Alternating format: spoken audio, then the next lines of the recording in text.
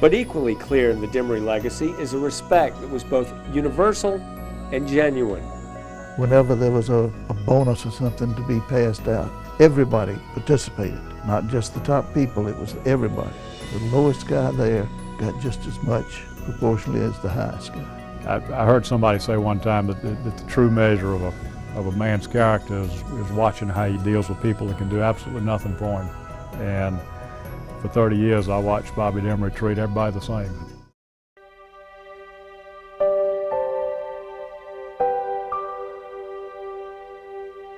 Though he spent his golden years at Bewley, Bob was a Jones Street boy, known around the neighborhood for the pony he'd ride and the goat he taught tricks. His personality was shaped by those years. His college yearbook quote is that determination is the key to success. Bob Martin was determined, all right. He was determined to be the nicest guy anybody ever met. Absolutely a gentleman of the old school. I mean, he was certainly an old-fashioned Southern gentleman. Throughout his life, he really was thinking about others. Great fun, great fun. The United Way is a cause Rob believes in. So much so that we convinced him to take a small part in this year's campaign video, when our secret agent man pulled into one of his Inmark stations and pulled off without settling the bill. Hey, is he gonna pay me or not? The joke in the skit was that Sam would have had to pull out of a lot of Inmarks without paying to get anywhere near the contributions that Colonial has made to the United Way. In fact, Rob earned his own term of endearment at the United Way offices a couple of years ago when the campaign was falling desperately short. It was actually Lisa Clark from our staff who spoke up at the end of the meeting and said, "Greg, we need big help. You need to talk to Papa Bear."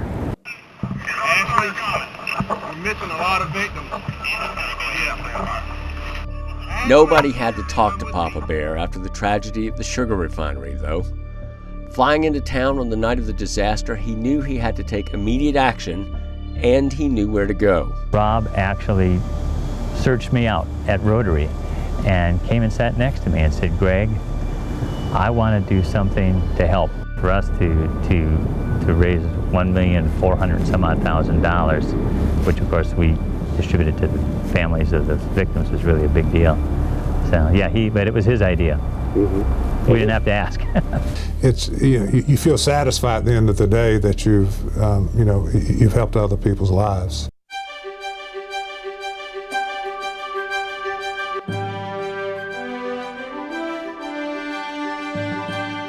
By 1991, Savannah needed something new.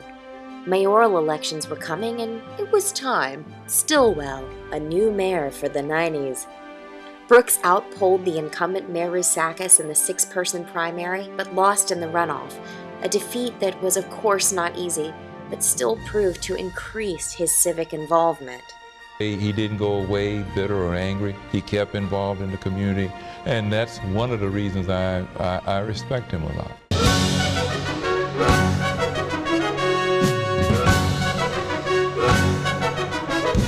Being up to his eyes in creating a bank from scratch didn't dissuade Archie from tackling community work at the same time. I was asked to secure a chairman for the Savannah Olympic Committee. Archie said right away, "Yeah, I'll do it."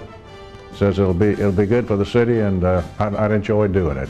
Jennifer Abshire hired on as Archie's right hand on the Savannah Olympic Support Council. We weren't ready. As a community, it was the first time we really took a big challenge to showcase our area. Now we've grown from that, and I believe that the Olympics had a huge part of that.